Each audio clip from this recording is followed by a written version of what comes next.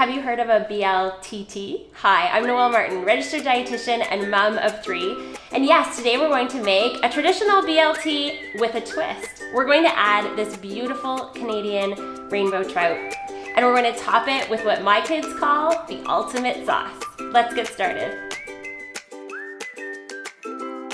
The first step is to start cooking the bacon.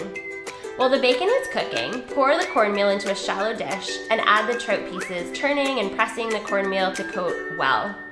When the bacon is done, you can add the trout to the same pan that you cooked the bacon on.